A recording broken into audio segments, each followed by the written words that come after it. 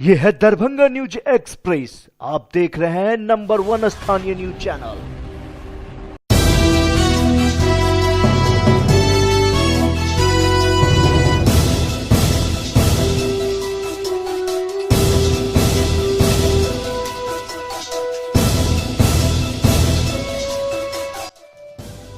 एक अखबार के मुताबिक केंद्र सरकार बिहार के दूसरे एम्स के लिए दरभंगा मेडिकल कॉलेज अस्पताल का भवन और जमीन ही लेगी। ऐसे में दरभंगा मेडिकल कॉलेज अस्पताल अर्थात डीएमसीएच में अभी कार्यरत 97 डॉक्टरों, 347 पारा मेडिकल एवं अन्य कर्मियों को राज्य के दूसरे मेडिकल कॉलेज में ट्रांसफर किया जाएगा। इसकी तिथि अभी तय नहीं है, पर डीएमसीएच को एम्स बनाने की कार्रवाई शुरू होते ही इसे अमली जामा पहनाया जाएगा।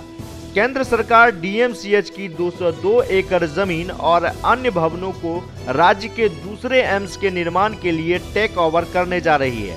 ऐसे में दरभंगा एम्स के लिए दिल्ली एम्स के पैटर्न पर डॉक्टरों और अन्य कर्मियों की नियुक्ति की जाएगी।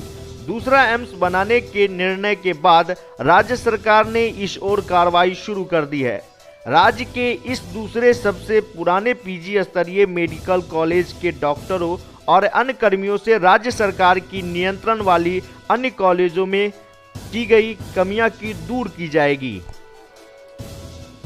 बता दें कि पटना एम्स के बाद दरभंगा में राज्य का दूसरा एम्स बनाने के लिए आधारभूत संरचना समेत अन्य सभी संसाधनों का ब्यौरा राज्य सरकार केंद्र को उपलब्ध करा रही है।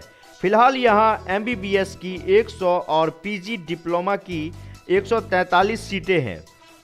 यही नहीं, डीएमसीएच परिसर में ही पारा मेडिकल की पढ़ाई भी होती है, जिसमें 163 छात्र छात्राओं का नामांकन होता है।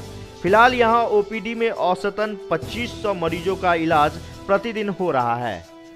दरभंगा न्यूज एक्सप्रेस के लिए गौरव झा की रिपोर्ट।